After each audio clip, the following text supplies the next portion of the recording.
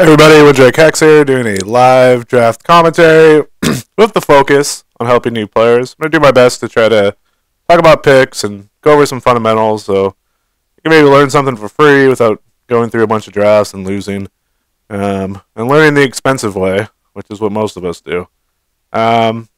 So the key is to pick an archetype, something that's known, and one way to do that is to watch videos and go on forums and things.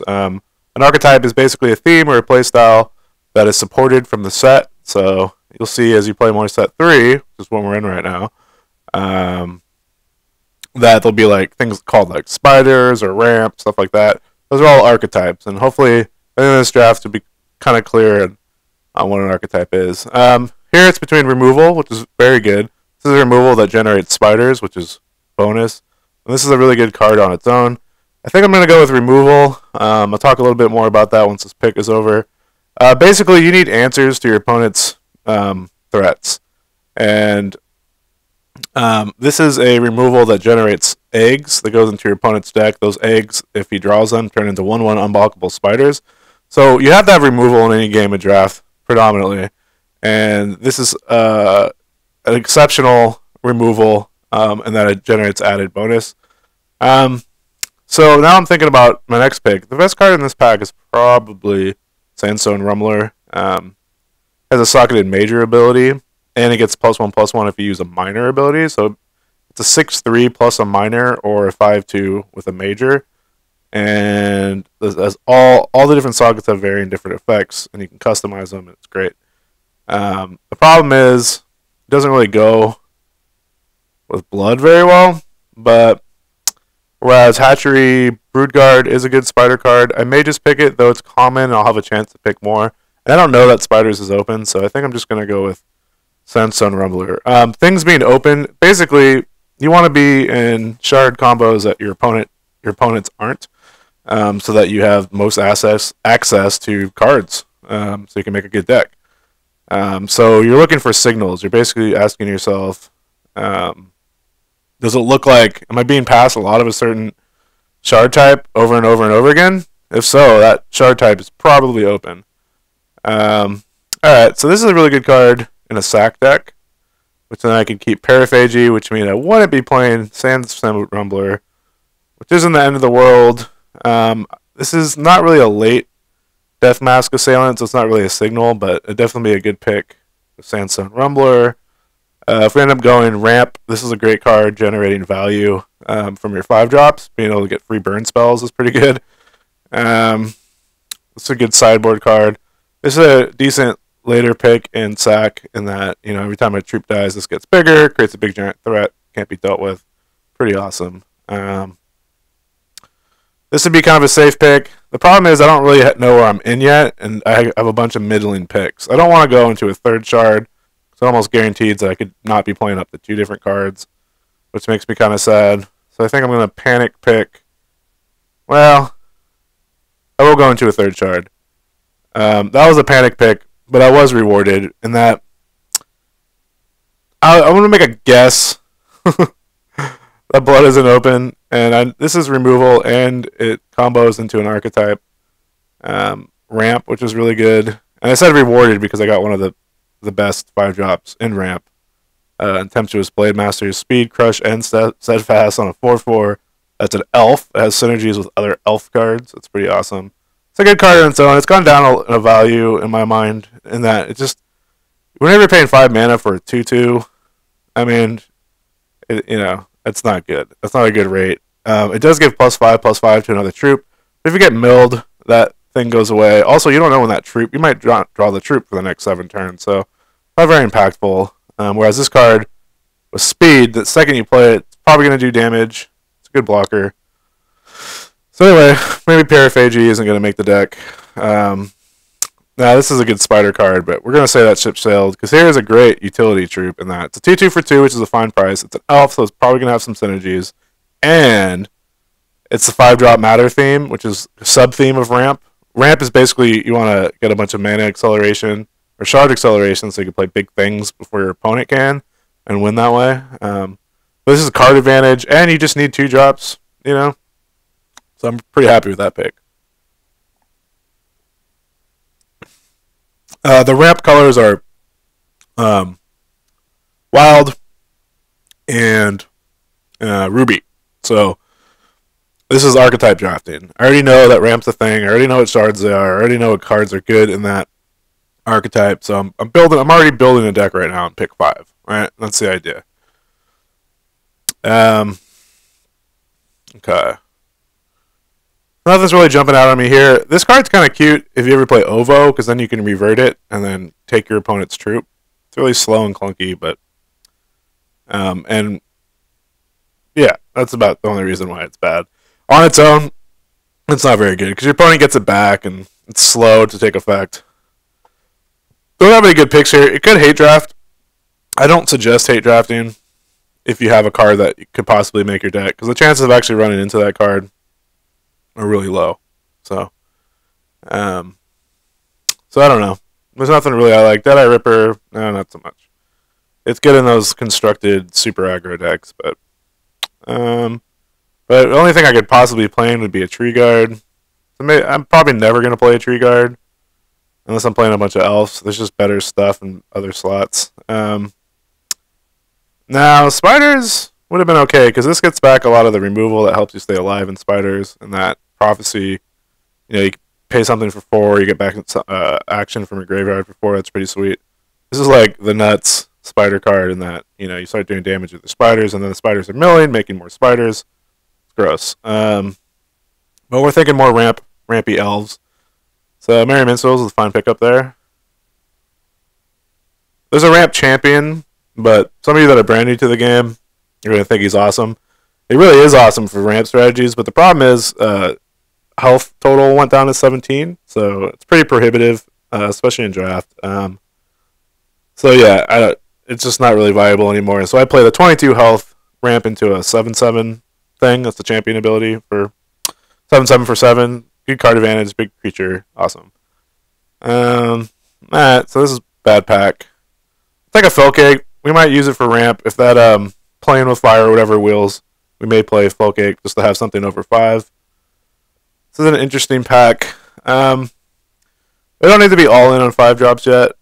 This is a solid 4. It's a 3/3 for 4, but then the next troop gets 2/2. It's pretty legit, especially in a creature-based strategy. Again, they could get milled and stuff, but with the difference between the 5 cost 2/2 is that this is a 3/3 body it leaves behind on turn 4, which is pretty fair and on curve and decent. This card's good in that you can get the shard, but if Wild's relatively open, we're gonna be fine on resources. It looks like it is. That's kind of a cool card to hate. I never play Runeair. This card, it's hard to satisfy all these threshold requirements, but this card really will take over a lot for a little Kyle Mage 1-drop. This is probably smarter in that I play Spirits or something. I'm probably going to want to revert the troop, so it'll be a sideboard card. I got the Fell Cake. It's nice to have a decent sideboard plan against Spirits and Ovo. Ovo just reverted back, but alright, so I guess we're going to do 5 drops matter at Wield. So now we're looking at ramp and then good quality 5s. This card's a little hit or miss. When you get it on a good run of 5 drops, it seems unfair. But it could be a dead card too, so it's not like, oh my god, I got playing with fire, I win, Pretty safe to say we're not going to play Paraphagy. So there's a lot of cards that give you incidental resource gain, like Merry Minstrels and the little 1/2 elf, which makes Sylvan Duet not worth a card. There's just things that do it kind of for free that actually don't cost the whole card. So this costs 4, so it takes pretty much a whole turn off, and then next turn you can utilize it, but it costs you a card, which makes it kind of meh. So I'm thinking about the card that I probably least want to play against. Probably Star Shield, even though not really that big of a deal. So definitely Ruby is being competed for. Aggro is really popular right now. I hate a Peak or Arcane Focus. Aggro is being... So it's really important that I be mindful of my curve. I just don't want to lose the aggro. Because my deck's too slow. Whatever. I'm not going to play it, but those other cards are worth hating. So this deck, not so good. not off to a crazy start. I want to see more Ruby be open in order to really get excited. I'll take the Return to the Soil because I'm thinking about that Psychic Torment that I passed. It's pretty much my only out against that card. Most people don't play 2, so if you sideboard 1 against 1, you have a chance to have a decent game. Gossamer Tears might play it as a 5-drop. Could be good against aggro, especially if I'm playing the all-in, playing with Fire deck. It's a strange card to play in any limited deck, but it has fringe cases. Alright, nothing looking too good here, unfortunately. This card, the fact that you have the... If it did damage without having the exhaust the troop, then that'd be a lot better. Because even if you had like 2 troops, you know, maybe if you're playing a theme deck like Elves, then you can like clear their board or something. But the fact that you have to exhaust them and stuff just makes it kind of clunky and weird. And so anyway, we're probably gonna end up with a bunch of Elves. So Alpha Blaze Master is good because it's an Elf. It helps trigger Merry Minstrels, and then this guy helps make all my elves better. So, you know, even if I play Mana Dorks, the chance of those Mana Dorks can be like 7/2s is pretty good. And also, this card for 3 cost 2/1 with Swift Strike ends up eating a lot of removal because it is a must deal with. So the fact that it's a threat, for a cheap threat, your opponent's probably gonna have to pay more resources to kill it than you did to spend it. So it gives you a, you know, an advantage. It goes into the sideboard. Curve's looking decent. Problem is, the aggro deck's going to have all the early removal, and they're just going to crush my ramp game plan. So, but this card's a lot better than, say, or seems a little better than the 1/2 elf, but I haven't seen one of yet, so it's possible I'm in the wrong shards. And it seemed like the most. Oh, okay. Kerberos Healer's good. 4/4, definitely good aggro sideboard card. 4/4 is going to stop most of their stuff. Getting that 4 health really is legit. But this is a straight up finisher. The problem with ramp is that it tends to stall a lot. So you need ways to breaking stalls. And Smash to the Ground is one of them. Just dump all your resources into it and kill their biggest thing, and, you know, probably ahead at that point.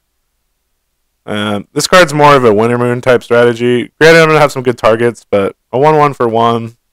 And then with something that may be good down the line, it's too much. Adds too much variance for my taste. Though some people put the card to good use. Same with Nibble and Skirmisher. Like, yeah, chances are it's going to be good, but there's going to be a lot of cases where it's not. So I just like to build more consistent decks. Well, by all means, both those cards are fine. It's just more my taste. We're kind of elfy 5-drop matters so far. We're definitely looking for removal. We defer the 2 cost when you have a 5-drop, it does 5 damage. That would be the key card. So I guess our removal can cost 5, right? Not bad pickup for a 5-drop matters deck. Really no other pick. Probably gonna get a Skirmisher wheeled at some point. If we want one, we may not even want one. It is nice to have a dump for your resources, though we're not like super mana or resource accelerant right now. We just have the Minstrels, which isn't actually accelerant. Just helps smooth out your curve. If you have enough elves, because you get that extra shard draw. Kind of guarantees you hit your shards. We have some finishers. We have some crush. We have a card, you know, it's fine on its own. We may not even play it, but good solid card and a 5-drop matters card, so that's cool. When I say 5-drop matters, it's basically this card cares about 5 drops. This card cares about 5 drops. So you're gaining synergy with every 5-drop. Now you want to be able to play your 5 drops. This is why you want the mana acceleration. So it's kind of like a balancing act.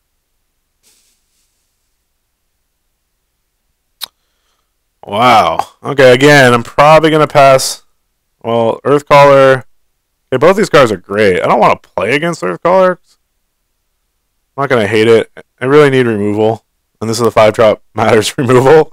I would love to have 2 of these. This is pretty... I think if something wheels from there, either the Stargazer or the other Coyote, I'll be pretty happy. I think there's a relatively good chance, you know, in 4 picks in this pack that's going to happen. No, maybe not. Especially since I've been cutting, you know, Wild so heavily. Because I'm, you know, playing it. But, you know, not everybody interprets singles the same, and it could just be gluts of cards, of shard, strength, concentration, you know, stuff like that. There's so much going on in draft, which is the thing. And you just make educated guesses. So spiders would have been alright, right? Dang. Maybe I should have been in spiders. Not that there's anything wrong with this deck, it's just, dang. I would have had 2 or 3 Runebs, probably a Vilefang. This card's fine. Really, it's like a 23rd card in the ramp strategy. More of an aggro card. So here I'm going to do something kind of silly and hate. Ember Tears. Okay, Ember Tears is in a 5-drop Matters deck. I hear you. The card, I've lost to that strategy. It gives you some reach and inevitability. Yeah. It just doesn't do enough for me. You can win with your troops in ramp. Smashodon's good. That'd be a good card to hate, right? If we didn't have a Smashodon, probably hate that. But yeah, Smashodon has the crush, which is really important because you want to finish the game. Also combos well with or removal because it's 7 points. So in the mirror, if I'm playing the other 7-drop champion, kind of take care of their 7-drop, which is hard to do in these shards. But mainly with Smash to the ground because you have the crush, so you can push through a lot of damage and hopefully win the game. So we want more Sylvan Performers. We want more Merry Minstrels. Probably take a Lift Lyricist or 2. Because, yeah, we want to be able to get to our 5-drops. Wow, we missed the boat on spiders. Look at that. Mirror picks again. Oh, wow, the game must go on, right? So we're going to be pretty board dependent with all our removal being conditionary, meaning we have to have a board state and it have to match up correctly. The +2/+2 helps with that, so... anyway, it's either going to seem super unfair, like, oh, really? You have 5 Predatory Preys and you're getting the +2 off the Playing with Fire? You bastard. Like, I can't believe you. Or it's going to sit there and be like, oh my god, I'm just watching myself get beat by an aggro deck because all my stuff is clunky and blah, blah, blah. Note to self, should have been spiders. Okay, too late now. Elf, crush, gets bigger later. 5-drop. Enough said. We have some elf strategies. How many elves do we have? 1, 2, 3, 4, 5. So our Ashwood Blade Master could be pretty decent. Also, the more elves we have, the more guaranteed we're going to get the extra allegiance bonus, which is pretty nice. And yeah, that's cool. No complaints. I would rather have been in spiders. Spiders is by far, I know it's going to sound crazy, but it really feels like one of the most consistent decks. Because it has removal and such a good, strong defensive early game and such a incredibly strong late game. This does well, you know? It's a little weak to flyers, but there's so much, you just prioritize Vampire Kisses to deal with Spirit Eagles, you know? It's like you're fine. It's such a good deck. I think my first, 50 drafts, 40 of them were spiders, you know? Spiders has definitely gotten more popular in the last few months, but yeah, for good reason. It's a great. Okay, moving on. Absolutely nothing for us in this pack. Do I want anything? Do I want an uncommon? What don't I want to play against? That's not really that scary. I guess I'll hate an Epiphany. Okay. All right, there's a healer. So all right, so our 5s are looking great. We got a lot of 5s. We got the 5-drop Modders cards. We'll obviously take some more because we only had 15 cards, but we have 1, 2, 3, 4, 5, 6, 7 5-drops and 14 cards. So really, we want Merry Minstrels, Sylvan Performers. Probably could play 2 Playing with Fires if that's a possibility. People love this card, and people that make it work really make me mad because you're just like, really, dude? That's your strategy? Play 2 drops and then turn them into 4/4s every turn and just swing and hope for the best. But it's surprisingly effective. I'm not a big fan. There's some fringe cases where I might bring it in. I don't know what those cases are. I think I would rather just have a troop or a trick. The fact that you can only use it at basic speed and it costs 2. I would love to hate this. I'd love to have one of these. But this is probably the best all around. I have no real game against Flyers right now, so Vine Lash is welcomed addition. But man, Spiders is open. I'm not seeing the removal, which means probably if someone's got a pretty good sack deck, because they're taking the Vampire Kisses and Paraphages and stuff. But Spiders are up for grabs. So, alright, who knows? Maybe Ember Tears. Maybe we play a deck that just kills us long term, like Sack or Spiders. And we just want to go all in on 5s and hope for the best. Cards like Ember Tears may help. Sure. Maybe if there's a Sin, I'll have a 1-mana removal for Sin. A 7/7 or whatever that card is. Legendary. 7-drop, 5/5, gain a card when it does damage or something. Crazy. Yep, get in the deck. So we're all ready. We are all ready. The problem with ramp, though, it's very draw dependent. It's more sequence dependent. It's not your starting hand. It's like your first 10 cards. Because you want the ramp and you want the resources to play your 5-drops, and then you want to do the unfair stuff with having your 5-drop matters cards, support cards. Like, there's a lot of sequencing, and it doesn't always happen. So sometimes just having tricks. Note to self, we haven't seen a single Staggering Blast. That's not good. Alright, what's more important here? You? You? Or you? This is worth like $1.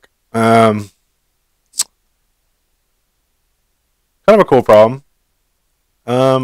Really, I want all of them. I think there's a better chance that I get a Lift Lyricist in the next few picks than I do get a Sylvan Performer.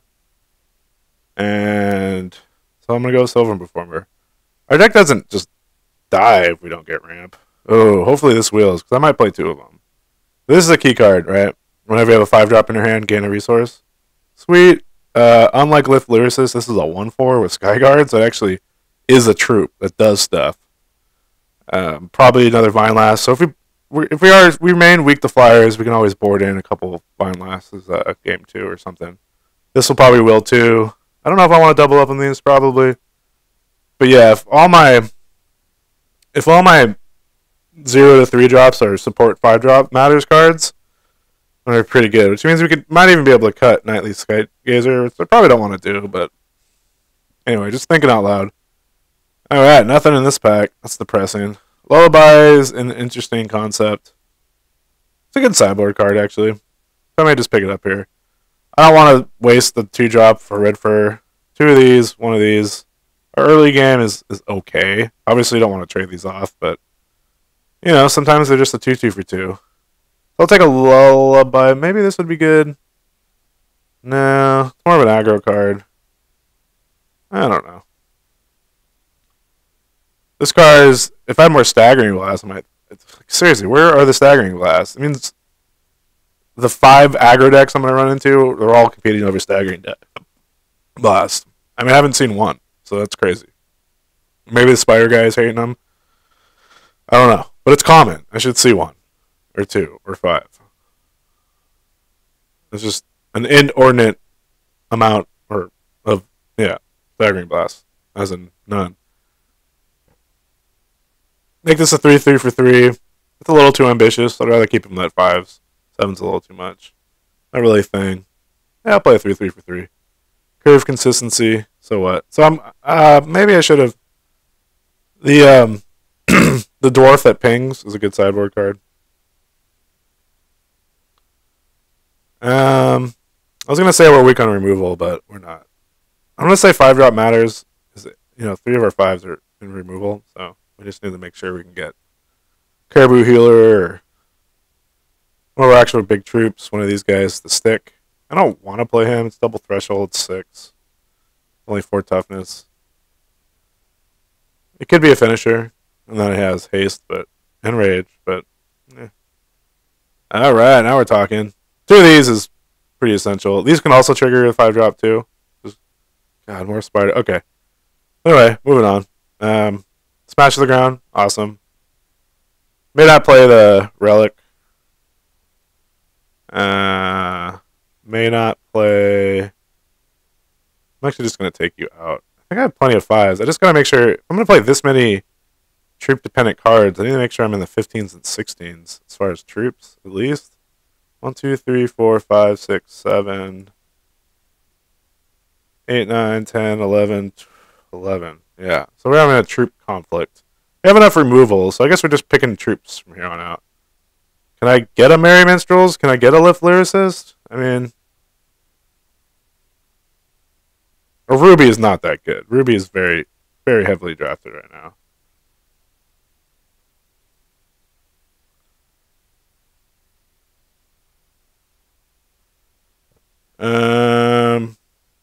Caribou Healer. More of an aggro curve topper. Another Pain Breeder. Another Psychic Torment. Yeah. Okay. So, I mean, that's going to happen. Like, this deck is fine, you know? We kind of made a decision. I said, well, Blood is definitely... I'm just going to go with an assumption that Blood is not open. I mean, really, that was on pick 2, so there's no way of knowing. But my picks did build me a pretty decent deck. I mean, look at that. Sky Dancer, 2 of those. I mean, that's the ramp. Okay. So I'm not mad about not having Lift Lyricist anymore, because that's 2 ramp cards. Lots of removal. We're going to be playing the 7-drop champion, Dinosaur. So we're going to have lots of resource sinks. Our tricks, which you want in a deck like this, are incredible. The resource sink, pretty much custom fit trick, custom tailored ordered trick. I don't think we have to play you. A 3-drop slot is taken full of synergistic cards, like Elf Matters, Elf Matters. I mean, look at, imagine these guys getting +1 counters. +1 to attack from that. Little trick with this guy, because he's such a oh crap, I have to deal with that card, and there's so many answers to 1 toughness things. Don't play this guy till turn 6, if you have some L's out. Nebulin may make the deck. It's an elf. I need to get full value out of my elves. So yeah, I don't mind. I also think we're gonna have enough troops to make this card viable. I'm willing to take the risk and putting a little bit of a setup cost for my removal. The reason why, I mean, this card is just decent. 4/3 for 4. There's not a lot of cards that do that. There's a lot of cards with 3 power, but adding the Elf Synergy, not a bad card. We need to be playing at least 15 troops. 1, 2, 3, 4, 5, 6, 7, 8, 9, 10, 11, 12, 13. We're at 13. Not great. Sideboard card or hate? God, we would have had all the Eremites and then all the one. Oh God, that would have been so good. And the Psychic Torments. Okay, so I know this is like a new player help video. Like, why am I? So the thing is, you don't always know what's going to be presented. Sometimes you need to make a pick, and this deck is fine. This could win a tournament. This can, you know, hindsight's 20/20, all that kind of thing. All these fundamentals and everything that led us to this deck are all solid. I mean, for the most part, you know. So I just kind of kick myself seeing that there's a good deck that was passed. I just chose to hate that. Other deck is a little weak against Flyers, as in very weak. And this card's a little underrated. You know, 4/4 Flyer, even if it was for 7, has a very strong role in this format. It's hard to deal with. The fact that you can't deal with it unless it attacks is pretty awesome with the hexproof. Not a lot here. This is more of a Swift Strike strategy. I finally admit that Swordplay found its home for all these years. I've lost to it a couple times in decent decks. Still not my kind of card. Maybe I'll pick this. Again, no Staggering Blast. Just none to be seen. So the problem is we're gonna lose to a Staggering Blast deck. Unless so many people are in Ruby Staggering Blast type aggro decks or ramp decks that they're just spread out among 5 people, we're going to lose the Staggering Blast. Going a whole draft without seeing one means I'm being cut on both sides. It's just interesting that I got such good cards. So there's going to be some bad decks. There's a lot of competition. A couple people are going after, you know, inevitably after Diamond and all that kind of stuff. So, wow, we didn't even get enough creatures. So I guess, forgot about you. Welcome to the team. Look at that. 5-drop matters. Monster. That's a good one. Probably start him out with damage, socket, and then custom tailor it game 2 after sideboarding. I mean, this deck's fine. Do we want to play Mecha Filcape? I mean, I already have one on my sideboard. Do I want 2? When do I play 2? Do I ever play this card? No. Yeah, why not? Can we really go this heavy on 5s? Let's see. A lot of 5s. Filcape may just be better than in synergistic and power and stats than anything we can come up with. I don't know. It's a good question. What would we be playing? I can mainboard Divine Lash. I really hate mainboarding sideboard cards, but you know, I think main decking 1 is the end of the world. There's a lot of flyers in this format. But anyway, that's pretty much our deck. This is Ramp 5-drop matters. So for those of you that are brand new, this is an archetype. That's how we drafted for the archetype. Some of the key features of that archetype I'll go over a little bit, some more in deck building. I'll try to illustrate some concepts. So we'll just go. What we'll do is we'll put everything back, start from scratch, and kind of go up the curve to explain what this deck's trying to do. It sounds like a pretty useful way to learn. So let's sort by cost. That's what I do, and then go down to your early drops and start thinking, what are we trying to do when, and what helps us do that. So Vine Lash is a sideboard card. So if our opponent has a lot of flyers, we're going to bring in this. A 1-cost removal is as good as it gets, pretty much. And so yeah, but it's only good against flyers. And if our opponent doesn't have any flyers, this is a dead card.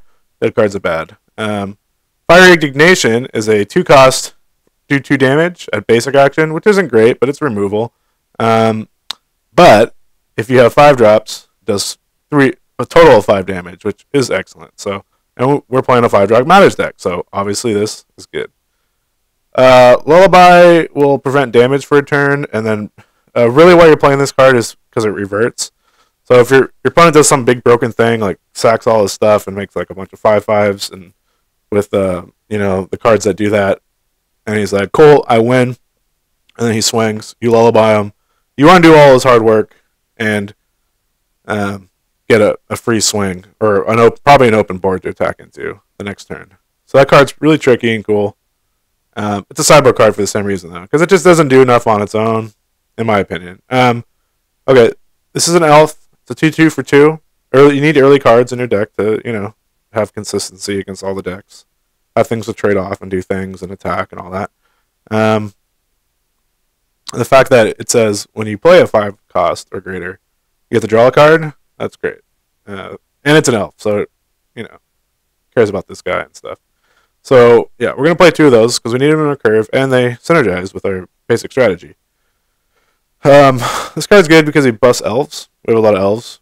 Also, if you just play this on his own, in a ramp deck, he's decent because, you can dump all your resources that would otherwise just be sitting there once you've played all your cards into something kind of indefinitely. So this thing gets bigger and bigger and bigger and bigger.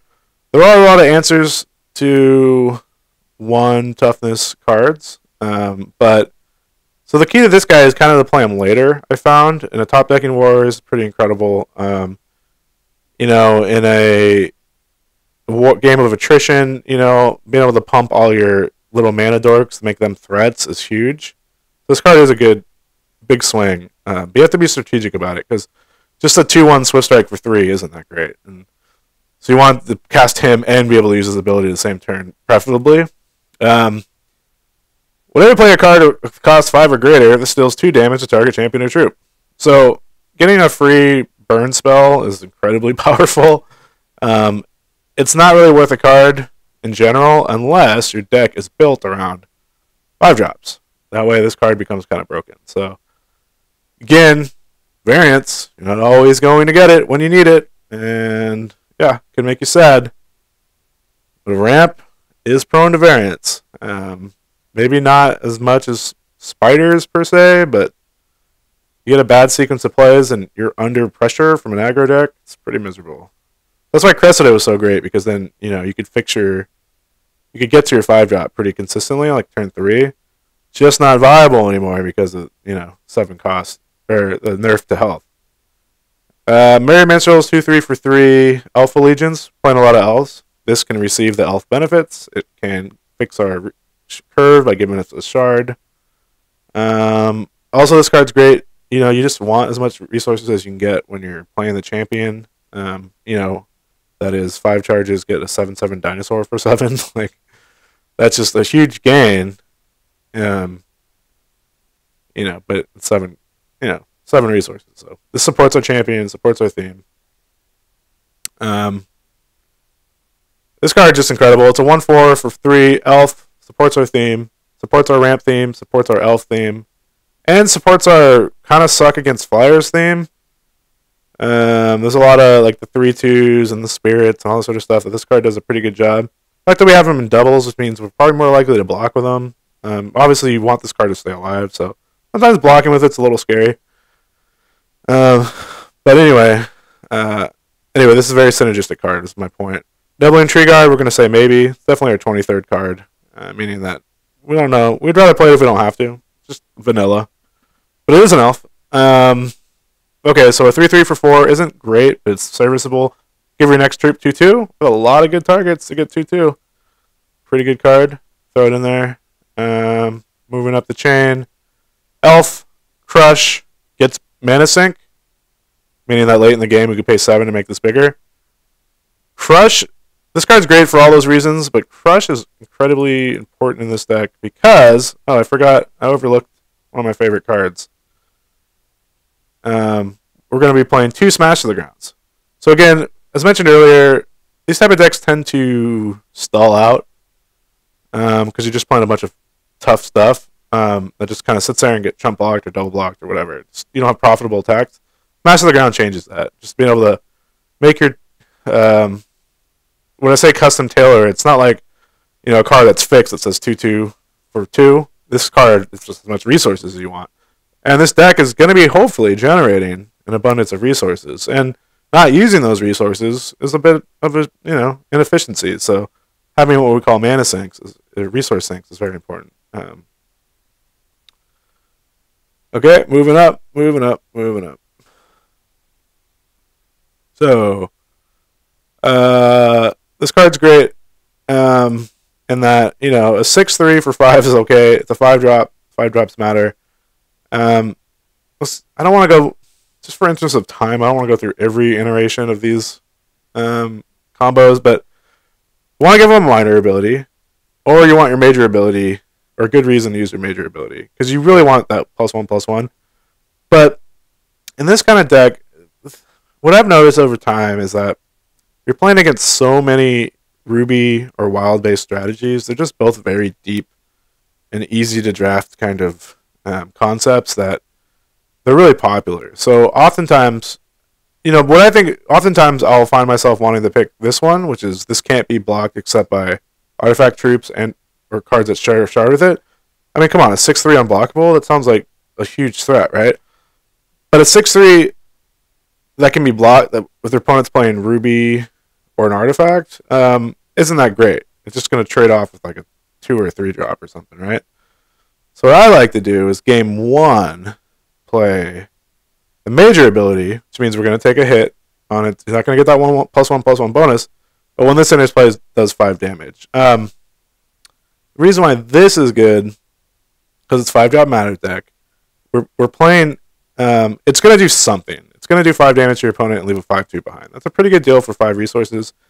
And when you couple in the fact that we could be doing a lot of face damage with playing with fire or keeping it in an open board, for the stuff that I would typically trade off with, like 2-power stuff, makes it kind of nice. But again, I would much rather have it be unblockable 6/3, but we don't. I don't want to run the risk of it just being a 6/3 that does nothing because my opponent is playing Ruby. Temptress Blademaster, Elf, 5-drop, Speedcrest Steadfast. Pretty clear why that card's great, I hope, at this point. Okay, so 3 Predatory Praise? Well, why would we be playing Predatory Praise? 5-drop matters, removal, but trick. Our troops are probably going to be bigger than our opponent's troops. So if this just said fight, this card would be okay. I'd run 1 or 2. The fact that it gains a little bit of a bonus means that we can kill it and swing for a bunch of damage. Most likely. Or 2 for 1 our opponent. Or 3 for 1. Or whatever. Good card. I'm going to play 3 of them because we're in a 5-drop matters deck. Now what happens if we don't... There's so many 5s. What happens if we don't draw this? Oh, we play them on 5. What happens if we don't get the 5? Well, we have, some meddling elves, basically. We don't have a good game. So that's why you want to play your ramp cards. The things that help you get the 5, which is we have 1, 2, 3. We have 3 things that help us get there. Maybe we do. There's always variance in every TCG, but that's our plan. That's why we focused on our early game, needing specific synergistic cards. Do I want to play? This is probably going to be more side art. 5-drop, 4/6. Very tough to deal with at 6. Basic 1-shot revert. There's a lot of stuff you want to revert in this game. More of a sideboard concept. Crush. Over 5 cost. Dinosaur doesn't matter. It's about as good as it gets as far as common and wild. Alright, we still got some more slots. What are we doing? Neblins, okay. This is a 3/3 for 3. Maybe better than a 4/3 for 4 in this deck. Why? Because basically, just in case we stumble, we'd like to be able to trade off or tell our opponent no. Give us time to set up. Whereas basically the 3 power is what I'm looking at more than the attack. Just something that can block and buy us time. So maybe a 3/3 for 3. And when I say 3/3 for 3, this is going to get the +1 bonus, and then I'm already thinking about giving him this. So now it's a 3/3 for 3. So I don't know. I don't want to play this card. It doesn't have much synergies other than being a 6-drop. Now we got better stuff. Where did I put that stuff?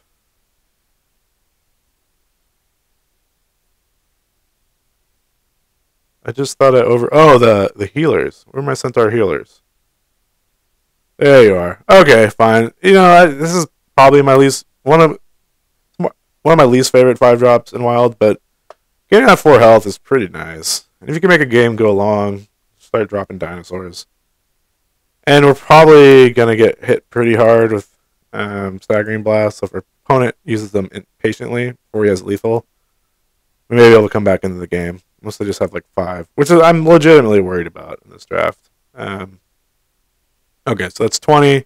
2 more slots. Got to play 18 shards, even with ramp. I mean, if your whole strategy is dependent on being able to play 5-drops, we'll support that strategy as much as we can. So I could add more 5-drops. Let's see, what's our count up to? 1, 2, 3, 4, 5, 6, 7, 8, 9, and then these are probably going to be a 5-drop, so it's called 10. I think that's plenty. So now let's think about our curve, our early game. We might be able to play a Reforged Regalia. You guys probably have more experience with that card than me. I've just been avoiding it all of set 3. It hasn't been that good against me. So my review that's kind of why I review it as such. 3/3 for 3, cool. A little extra consistency to our deck. Nice. A little extra staying power, having an efficient troop to play on 3. Our last inclusion, I'm not going to main deck Vine Lash. Yeah, we'll play. I'm feeling a little better, but we have the 5-drop matters, but obviously we have some setup to do to really do broken things, so having some survivability is kind of cool. Let's do our shards before we run out of time. Alright, so this is all geared to teach you guys a concept, show you how I do it. Hopefully you learn something, even if you don't agree. I think conceptually the decisions were sound. They might not have been optimal, but it's all about just learning key concepts so you can do it yourself. And we got a minute 54, select sleeve. I like this one, just feels aggressive. Rawr. And then I think that's it, guys. Let's try saving our deck now. I don't have a champion. Or I don't have a champion. So if you guys didn't know, our champion's going to be Might Singer of Elena. She makes 7/7 dinosaurs that cost 7. And also 5-drop monitors. It's over 5-drop. Alright, thanks a lot. Hope you enjoyed the video.